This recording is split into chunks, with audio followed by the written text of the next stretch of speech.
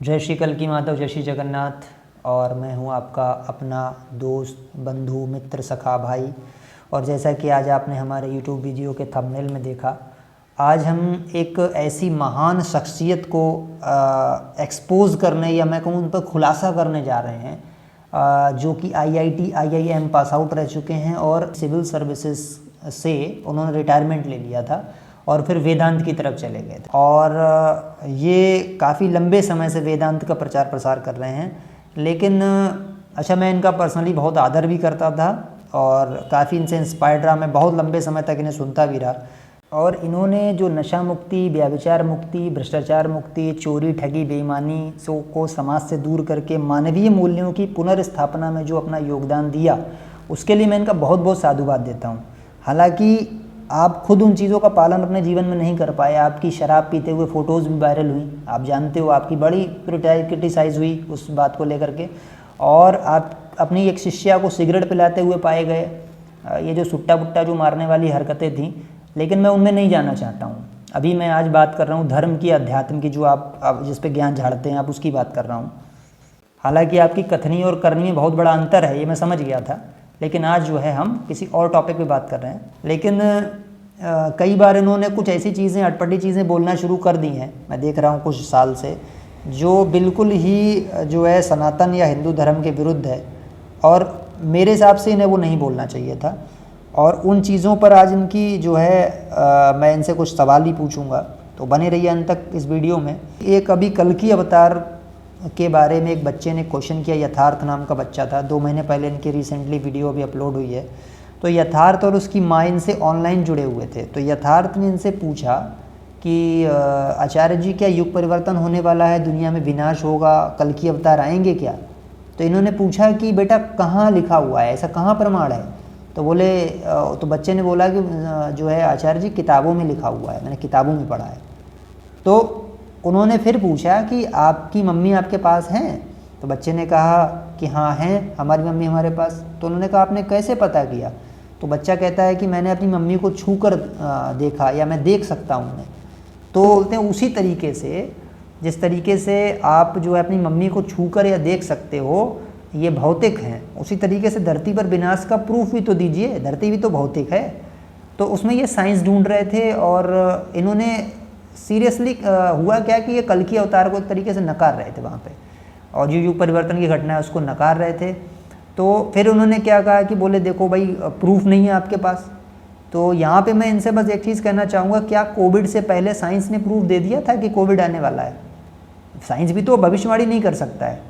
अच्छा, फिर कितने देशों में आज युद्ध हो रहा है, इसका पहले से प्रूफ था साइंस के पास? कितना बड़ा जनसंहार होगा आज, रशिया यूक्रेन आपस में भिड़े हुए हैं, गाजा फिलिस्तीन भिड़े हुए, उधर ईरान पे तना हुआ है, कितनी सारी चीज़ें चल रही हैं। ये इतने इवेंट्स का कौन जानकारी देगा? आप जानकारी दे सकते हो। अच्छा, भविष्य जो हमारा भविष्य पुराण है या भविष्य मालिका ग्रंथ अभी आया है, या जो कल्कि पुराण है, उनमें ये सिद्धांत दिए गए हैं, उनमें आगे की घटनाओं को दिया गया है।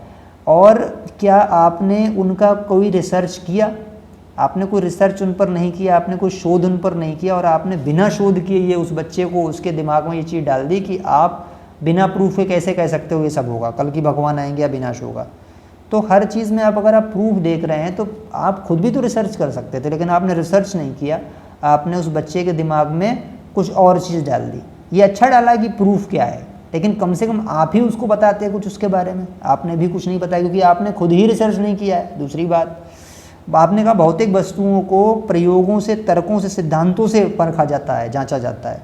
तो मैं फिर ये चीज़ कहूँगा, आप साइंस उसमें जोड़ रहे थे, तो गैलेक्सी के बाहर कितना भौतिक मटेरियल भरा हुआ है, क्या हमारा साइंस उनको जांच परख सका आज तक? कुछ उस पर काम कर सका? अरे वहाँ तक पहुँच ही नहीं सका है। तो यही तो चीज़ है, ज्ञान अनंत है और आप उस ज्ञान के एक अंश होकर के पूरी पब्लिक को गुमराह कर देते हैं। फिर हमारे ऋषि मुनियों ने जो जाना था, जो हमारी पुरानी विद्या, उन पर आपने आज तक कितना रिसर्च किया? आपके शिष्यों ने कितना रिसर्च किया? या किस आप वैज्ञानिक संस्था के पास गए हमारे वेदों को लेकर, हमारे पुराणों को लेकर, उपनिषदों को लेकर कि ये साइंटिफिक लॉजिक है?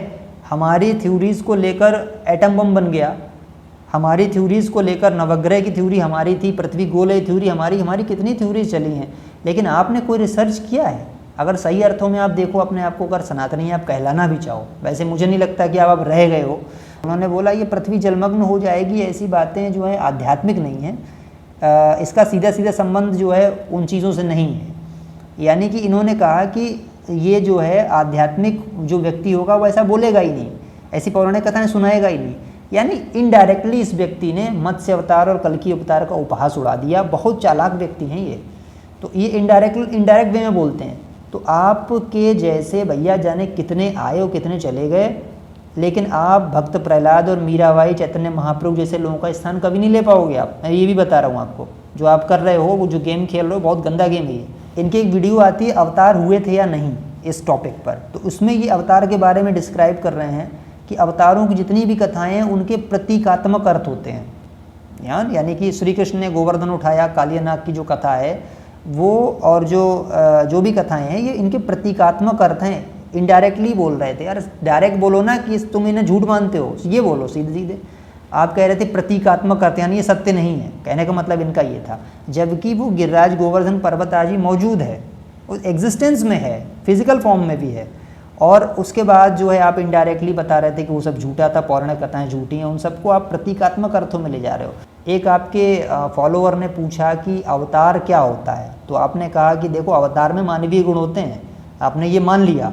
आपने पुराणों की आधी थ्योरी उठा के बोला कि कृष्ण जी, रामचंद्र जी में कोई दिव्यता नहीं थी, इनमें तो मानवीय गुण थे। कृष्ण जी जो थे वो गोपियों को कपड़े लेके जा रहे हैं, आपने बोला राम भगवान जो है सीता जी के लिए बन बन भटक रहे हैं, रो रहे हैं, तो ये तो मानवीय गुण हो गए ना, इसमें कोई दिव्यता नहीं है।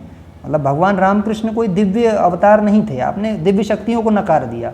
तो यार एक चीज़ मुझे ये आपसे जानना है कि दोनों ही कथाएं, दिव्यता भी और मानवीयता भी, ये दोनों उन्हीं पौराणिक कथाओं में से आई है। तो आपने ये दोगलापंथी क्यों की कि आपने सिर्फ मानवीयता उनकी जो है ले ली और दिव्यता के लिए आपने ये बोला इनका प्रतीकात्मक अर्थ है। भैया बुद्धिजीवी वो होता है जो जैसा आया है कंटेंट हमारे पास, उनमें या तो दोनों चीज़ों को माने कि वो मानवीय गुण वाले भी थे और दिव्य भी थे, या फिर दोनों को ही नकार दे कि ना तो मानवीय थे ना दिव्यता वाले थे, यानी आप नास्तिक हो जाएं डायरेक्टली। लेकिन आप आधा मान रहे हैं आधा नहीं मान रहे, इसका मतलब आप मक्कार आदमी हैं। इसका मतलब ही यही सिद्ध होता है कि आप मक्कार हैं, आप भगवान की दिव्यता को नकार रहे हैं। और आपके लिए, आप जैसे लोगों के लिए पता है गीता में क्या लिखा गया है? गीता का श्लोक आता है, न माम दुष्कृतिनो मूढ़ः प्रपद्यन्ते नराधमः मायया परिहत ज्ञाना आसुरम भावमाश्रितः। माया के द्वारा जिनका ज्ञान हरा जा चुका है, ऐसे असुर स्वभाव को धारण किए हुए मनुष्यों में नीच दूषित कर्म करने वाले मूढ़ लोग मुझको नहीं भजते। वो कहता है मुझको भजते नहीं है वो, क्योंकि उनका ज्ञान माया के द्वारा हरा जा चुका है। आप जैसे लोग तो उस फिलॉसफी पे काम कर रहे हो कि मुझे जो मानना है बस मैं वही मानूंगा, बाकी मैं नहीं मानूंगा। यानी भगवान में कोई दिव्य शक्ति थी मैं ये नहीं मानूंगा, और भगवान मानव थे ये मैं मान लूँगा, आधा मानूंगा आधा नहीं मानूंगा। तो ये मक्कारी है आपकी। उसके बाद आप जो मानवीय गुणों का हवाला दे रहे थे उसके बारे में भी उन्होंने लिखा है गीता के अध्याय 7 के श्लोक नंबर 24 में, अव्यक्तम व्यक्ति मापन्नम मन्यन्ते माम बुद्धया परम भावम जानन्तो ममाव्यय मन उत्तमम। इसका मतलब है बुद्धिहीन पुरुष और मेरे जो अनुत्तम अविनाशी परम भाव को न जानते हुए मन इंद्रियों से परे मुझ परमात्मा को मनुष्य की भांति व्यक्ति रूप में जन्मता हुआ है, व्यक्ति भाव को प्राप्त हुआ मानते हैं। तो आप वही तो मान रहे हैं ना, मानवीय आप उनको मान रहे हैं, आप उनकी दिव्यता को स्वीकार नहीं कर रहे। तो ये श्लोक बिल्कुल आपके लिए है। जो बुद्धिहीन पुरुष है वो उनको व्यक्ति भाव का मानता है, तो ये आपके लिए है। श्लोक नंबर जो है आपका 24 और अध्याय 7, इसको आप एक बार अवश्य पढ़िए। इसके बाद मैं इनका एक इंटरव्यू सुन रहा था, शायद पॉडकास्ट था इनका, तो उसमें इनसे पूछा जा रहा था कि क्या पौराणिक कथाएं सत्य हैं। तो उसमें जो प्रश्न करता था वो कह रहा था देखिए अयोध्या भी है, काशी भी है, मथुरा भी है, इसका मतलब भगवान तो होंगे ही ना। न्यूयॉर्क शहर भी है, स्पाइडरमैन बैटमैन की कथाएँ भी आती हैं, है ना, ये सारी चीज़ें तो कोई सत्य थोड़ी हो जाएंगी। तो प्रश्नकर्ता के प्रश्न पर ये सहमति व्यक्त कर रहे थे कि हाँ स्पाइडरमैन, बैटमैन और न्यूयॉर्क वगैरह जो है तो वो भी कथाएं हैं, वो भी किसी राइटर ने लिखी हैं। तो यानी कि इनडायरेक्ट वे में ये स्वीकार कर रहे थे कि जो पौराणिक कथाएं हैं, जो काशी मथुरा और जो भी हमारी जो तीर्थ स्थल हैं, ये सब झूठ है, या स्थान तो थे लेकिन इसको चिन्हित करते हुए किसी राइटर ने एक काल्पनिक कथाएँ लिख दी हैं। तो इनकी चालाकी आप नहीं समझेंगे। इनके जितने फॉलोअर्स, उनको मैं एक स्पष्ट बात बताना चाहता हूँ, नारायण की शरण में आइए, इस आदमी को छोड़ दीजिए आप, क्योंकि ये व्यक्ति जो है अब जो है बुद्धिजीविता की आड़ में कहीं ना कहीं सनातन विरोधी कार्य कर रहा है। और यार सीधा सीधा बोल देते, क्यों आप इस तरीके से पौराणिक कथाओं को जो है झूठ भी नहीं बोल पाते और इनडायरेक्ट वे में जो है लपेटते हो उनको। सीधे सीधे बोलो यार कि हम नहीं मानते पौराणिक कथाओं को, एक और स्टेप लिया करो, आधा पर्दा स्टेप मत लो। तो मैंने इनके जो है जितनी भी वीडियोस हैं उनमें सबसे ज़्यादा यही चीज़ पाई कि ये भगवान की दिव्यता को भी नकारते हैं, पौराणिक कथाओं को भी नकारते हैं, भगवान की किसी भी सिद्धि शक्ति को नकार देते हैं, ये सीधे सीधे उनको मानव बना देते हैं। और इनका कहना क्या, इनसे पूछा गया कि आचार्य जी आत्मा या परमात्मा एक है या दो हैं, तो ये भाई साहब बोल रहे हैं एक भी नहीं है यानी कि ना आत्मा है ना परमात्मा, कुछ भी नहीं है, ये कह रहे हैं। तो सीधे सीधे ये बोल दो कि नास्तिक बन जाओ डायरेक्टली, क्यों उसको बेचारे को बेवकूफ़ बना रहे हो शिष्य को। गीता के नाम पर आपने बड़ा अच्छा धंधा जो है खड़ा किया हुआ है, आप कह रहे थे कि आप सेशन उसके लगा रहे हैं और सेशन में पैसा भी ले रहे हैं, ऐसा नहीं है फ्री में आप किसी को ज्ञान बांट रहे हैं। आप इतने बड़े प्रकांड विद्वान बनते हैं तो फ्री में यार ज्ञान बांटो ना, पैसा क्यों ले रहे हो। और पैसा ले रहे हो तो जो आ रहा है वो ले लो संतोष के साथ, मांग क्यों रहे हो, आपकी सीट बुकिंग वहाँ पे हो रही है। तो ये क्या है सब। तो आप जो है गीता में श्रद्धा भी नहीं रखते हो, भगवान कृष्ण को दिव्य भी नहीं मानते हो, फिर उनके ज्ञान के प्रचार के नाम पर आप पैसा भी कमा रहे हो, सेशन चला रहे हो, आप सीट बुक कर रहे हो, 1000 रुपया लोगों को जो है लेकर उनको बकवास सुना रहे हो अपनी। तो ऐसे लोग जो भगवान कृष्ण को दिव्य नहीं मानते और गीता को जो है नहीं मानते हैं, फिर भी उसका प्रचार करते हैं, ऐसे लोगों के लिए क्या क्या कहा गया है पता है आपको। गीता में अध्याय 18 का श्लोक नंबर 67 आप पढ़िए, आप ही के लिए है वो। इदम ते नात पस्काय ना भक्ताय कदाचन न चाश्रुश्रवे वाच्यम न च माम यो अव्यसूयति। तुझे यह गीता रूप रहस्यमय उपदेश किसी भी काल में ना तो तपरहित मनुष्य से कहना चाहिए, ना भक्ति रहित से, और ना बिना सुनने वाले की इच्छा से ही कहना चाहिए, तथा जो मुझ में दोष दृष्टि रखता है उससे तो कभी नहीं कहना चाहिए। और आप उनमें दोष दृष्टि रखते हो, उनकी दिव्यता को आप स्वीकार नहीं करते, तो आप किस हक से जो है उनके ज्ञान को जो बता रहे हो, किस हक से आप उसको पढ़ रहे हो।